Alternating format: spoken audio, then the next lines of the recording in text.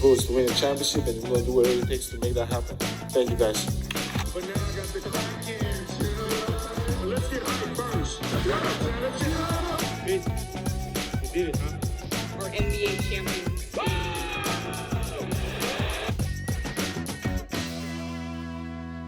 What's going on, everybody? I'm so excited to be bringing you my third podcast of Sport Chaser on YouTube. On this podcast, I will be talking about whether or not Giannis had the greatest NBA Finals performance of all time, how the NHL just introduced their 32nd NHL team, the Seattle Kraken, and how do the Packers move on after Aaron Rodgers and Devontae Adams clearly have issues with the team. So that being said, let's get right into it. In Game 6 of the NBA Finals, the Milwaukee Bucks took down the Phoenix Suns due to a tremendous performance by Giannis Antetokounmpo. He scored 50 points, had 14 rebounds, 5 blocks, shot 64% from the field, and 17 of 19 from the free throw line. Throughout this series, Giannis Antetokounmpo's free throws have been one of his big struggles, but he really proved that he can knock them down in Game 6 as he only missed 2 on 19 shots. That means that he shot 89.5% from the free throw line, basically a 90% from the free throw line, which is absolutely incredible for anybody, basically. And in this series, Giannis Antetokounmpo averaged 35 points per game. He never shot under 50% from field goal range. He never, ever scored under 20 points in the series. And also, he never had a game under 12 rebounds a game. Game 1 was the only game where Giannis scored 20 points or below, and he scored 20 points on the dot. But this game, Giannis Antetokounmpo, keep in mind, was coming off that terrible injury that he suffered in the Eastern Conference Finals against the Atlanta Hawks. It looked like Giannis Antetokounmpo was not even going to play any games in this NBA Finals. And nonetheless, that is why I have Giannis Antetokounmpo's NBA Finals performance as the greatest of all time. Who am I comparing this to, you may think, though? I'm comparing this to Shaq's 2000 NBA Finals, where he averaged 38 points per game, 17 rebounds per game, and almost 3 blocks a game. I think Giannis produced better. He had multiple 40-plus points games. He had 2 back-to-back in Games 2 and 3, and also in Game 6, 50 points. I think coming off that injury in Game 1, that 20-point really hurt his point-per-game average. But even still, Giannis Antetokounmpo proved he can be a tremendous player offensively, defensively, and he's an amazing teammate. And it's absolutely incredible to watch. He was better than Shaq's 2000 performance, in my opinion, along with his 2002 performance. I think Giannis Antetokounmpo had a better performance than both of Shaq's top performances. And lastly, the one who I was going back and forth with, LeBron James' 2015 NBA Finals. This is the one that they lost. 2016 is the one that the Cleveland Cavaliers won, led by LeBron James. But I think LeBron's 2015 NBA Finals is the second greatest Finals performance of all time. In that Finals, LeBron averaged 36 points per game, 13 rebounds per game, 9 assists per game, while playing 46 minutes per game. LeBron led his team in every single statistical category that is known, such as points, rebounds, assists, steals, and blocks. He led his entire team, and not only that, he led all of the Warriors in all of those categories throughout those finals. To go along with that, Kevin Love wasn't even playing any single game in the NBA Finals, and Kyrie Irving got injured in Game 1, and he was out the entire rest of the series. So LeBron really carried that team despite the fact that they lost. But the reason I have Giannis' performance over is because I think Giannis was able to do more for his team than LeBron was. And I'm saying this not because of the stats or anything like that, but because Giannis was able to win. After being down 0-2, Giannis was able to come back against the Phoenix Suns, who many people thought that they had been written off. Many people were like, Chris Paul's getting his ring, it's over. Suns are up 2-0, Suns in foe. No, Bucks in 6. The next thing I want to talk about in this podcast is the Seattle Kraken expansion draft. Many people, I believe, are jumping the gun way too early on this team. I think that people are already assuming that this team is going to be one of the worst teams in the league. But I like how physical and big this team is on paper. The Jordan Eberle, Yanni Gourde, Brandon Tanev, Jared McCann, none of those guys are superstar kind of players, but they're all big physical players, and that translates in the game of hockey.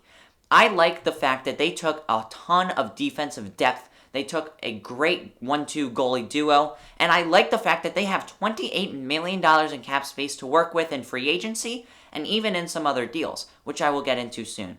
Their goalies are Chris Driedger and Vitek Vanacek. Vitek Vanacek is a member of the Washington Capitals, or he was, and I believe that both of these goalies are great players. Chris Driedger has just signed a 3-year contract extension with the Seattle Kraken, and Vitek Vanacek is on the last year of his rookie contract. But I think that these are great 1A, 1B type goaltenders where you can play them evenly throughout the season. I believe that Yanni Gourde is one of the forwards from the Seattle Kraken that will stand out big time and have an amazing season, as he has, I believe, been overshadowed by some of the superstars in Tampa Bay. But now that he is on his team where there are not those superstars to shadow him, I believe that Yanni Gourde will break through and have an amazing season this season, along with Jordan Eberle and Brandon Tanev, two players that I really like.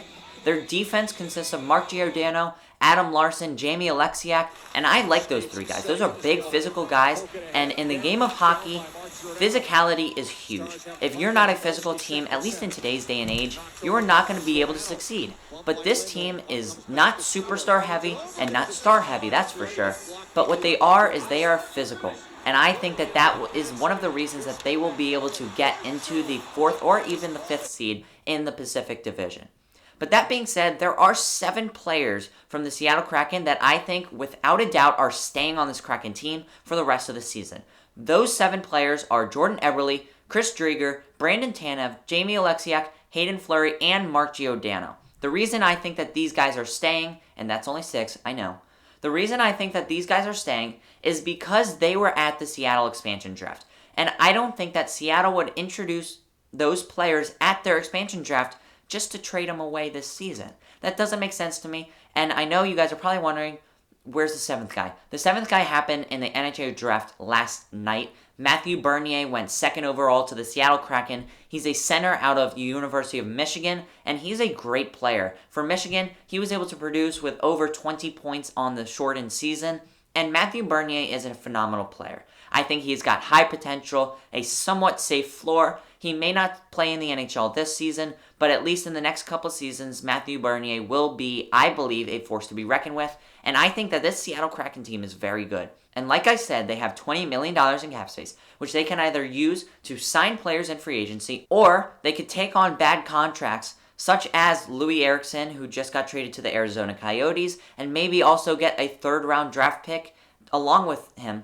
Or get some younger players, build some depth on your team outside of your defensive depth. Build a good AHL team with prospects that hopefully one day, maybe 1, 2, or even 3 will pan out. So I think that being said, there's a lot of things the Seattle Kraken can do to succeed this season and in the future. I'm liking the Seattle Kraken team, and man, those jerseys are nice. I cannot wait to see the Seattle Kraken hit the ice and do something big, because I'm expecting big things this season. Not too big like the Vegas Golden Knights in their inaugural season when they made the Stanley Cup Finals big. But I'm expecting Mark Giordano to step up big time. I'm expecting him to be the captain, maybe Jordan Eberle and Brandon Tanev as the 2 assistants. But that being said, I'm excited to watch the Seattle Kraken team play, and I hope you are too.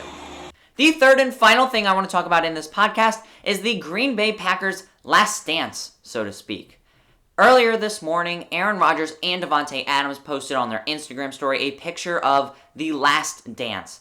For those of you who don't know what The Last Dance is, it was a documentary based on the 1990 Chicago Bulls and how their last dance was their final season altogether. And this was a way for the fans and the media to know that this is the last dance and the last chance to win a Super Bowl in Green Bay for Aaron Rodgers and Davante Adams. Both of them have their separate issues with the team, but both of their issues are enough for them to want out of Green Bay after this season. Davante Adams, and rightfully so, wants to be paid like the best receiver in the league. He wants to be the highest paid receiver in the entire league, and I believe he totally deserves it. But, unfortunately for him, I'm not the one making these money decisions. The Green Bay Packers were not offering him that money, and for that reason, Davante Adams was upset with the team. After multiple tremendous seasons from Davante Adams, it's unfortunate that the Green Bay Packers were not able to realize his value and were not able to pay him the money he felt he deserved. And for Aaron Rodgers, there's been a feud between the Green Bay Packers management and Aaron Rodgers ever since the drafting of Jordan Love.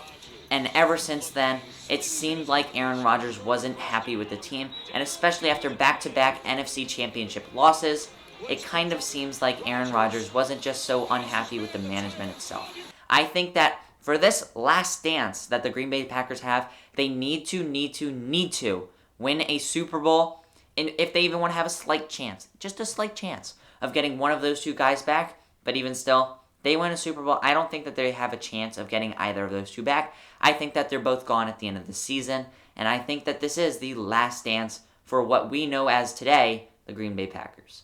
Thank you all so much for being here. If you are at this point in the podcast, please leave a like on the video and subscribe if you are new. Drop below something in the comments. If you want me to talk about that in next week's podcast, I will be talking about that. If not, I'll figure something else out. But stay tuned for next week's podcast. And with that being said, I'll see you all next week. Peace.